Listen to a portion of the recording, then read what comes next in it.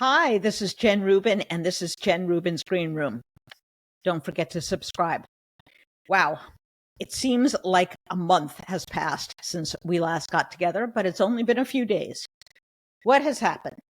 Well, first of all, the Washington and New York pundits have gone crazy. They're convinced that only they know best, that they can pluck Joe Biden out of the presidential nomination, insert their fill in the blank, some candidate that you may never have heard of, and do better against Donald Trump. They seem to forget actual voters selected President Biden, and they have faith and confidence in him. If you look at the polls, again, I don't like polls, but if you do, it's virtually unchanged. And that's because voters know he's old.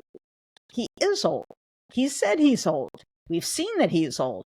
And so this information may have rocked the world of the New York Times editorial board, but it's kind of baked into voters' assessment anyway. And what they've decided, those who are supporting him, is quite simply, he's a decent, honorable guy with good judgment who has delivered for the country. Now, there may be a time where he says, I'm really not up for it. He has not made that decision yet. And if he doesn't, he will be the standard bearer. And people have got to get over looking for this perfect imaginary character that's going to be great and appealing to everyone and anyone, going to have no faults, going to have only assets. He may at some point decide he doesn't want to tough this out. He may at some point decide that he really has served his country well.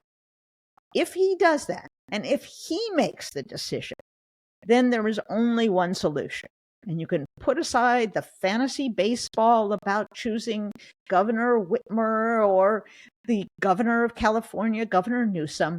Those may all be fine candidates, and they will probably run for president in 2028. But that is not the real world, and that is not an acceptable alternative. President Biden has chosen his vice president. She has served ably for 3.5 years, and she is an effective campaigner, especially on the issues that matter most: abortion, the Supreme Court, the threat that Donald Trump faces. So if he is to step away, and as of this moment, it doesn't appear that he is. He's going to be doing an interview with George Stephanopoulos on Friday. You saw him on Monday give a short but powerful response to the Supreme Court decision, which we'll talk about in just a moment.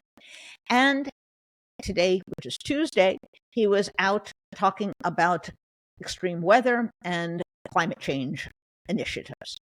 He is doing his job. He is out there, and he will have to do more of it to reassure people. But if he does, he will be the leader of the anti-Trump, anti-tyranny movement. And that's what I think this election has turned into. I don't want to say anything positive about this Supreme Court, but they delivered Democrats a gift. They delivered America a gift by explaining to us how completely out of touch, how anti-American, anti-democratic they and the man who put them there, Donald Trump, really are. Cut through all the legal detail. What they said is what Richard Nixon said. If the president does it, it's not a crime. That's essentially what their ruling was. It's dangerous. It's frightful. It answers the question, well, could you have SEAL 6 assassinate your political opponent? With yes, you could, and you couldn't be tried for it. That's how out of bounds, how bizarre it is, and how antithetical it is to a country that, as you'll remember this Thursday, won its independence on the basis of rejecting the King of England. We don't have kings. We don't have imperial courts that decide what is best for us. We don't allow the president to do whatever he wants. That's not America. That's not our democratic system. And if you can't rally around that simple principle, and the damage that is done when tyrants seize the reins of power, I don't know what you can do. It's not just that they've eviscerated abortion rights. It's not just that they've made it essentially illegal to have a machine gun. Just call it a bump stock instead. It's more than them destroying the regulatory state so that they, not experts in government, will decide how many parts per million is an acceptable level of pollution. It's they who are going to decide technical questions for which they have zero expertise. It's not just that this court has run roughshod through years of precedent. It is that they fundamentally rejected and want to destroy the concept of America, which is a democracy, which is a limited executive, and that they don't understand it, that they made it through law school, that they made it through the courts, that they got themselves to the Supreme Court, and that they believe that should be horrifying and astonishing. And you know what? They lied when they were up for confirmation. Go on TikTok or X or wherever you want, and you can look up little clips of the current Chief Justice and also Justice Alito. Oh, yes, the president must abide by the law. Of course the president is subject to the law, over and over again. And what do? After years on the court, isolated from real people, after years of taking graft from the likes of Harlan Crow and Leonard Leo, they give you a president who is not subject to the law, who is in effect a king. And that's what we're up against. That's why this is so much bigger than one president or even one party. It's about the survival of our democracy. Do you want to have a president with unlimited power? I can't imagine that anyone wants that. Even people who consider themselves to be Republicans. It's so antithetical to our entire conception of America.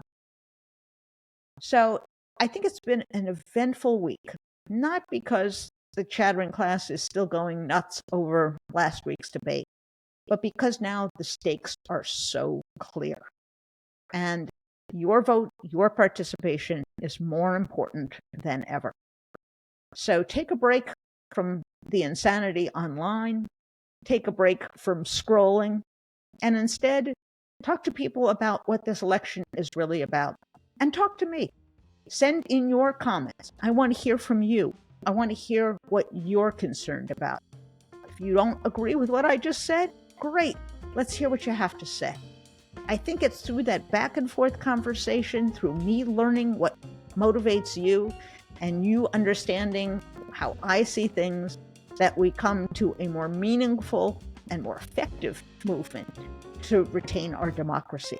So don't forget, make comments, join in the conversation, and of course, tell your friends if you like the show and you like the program and you like our other programs.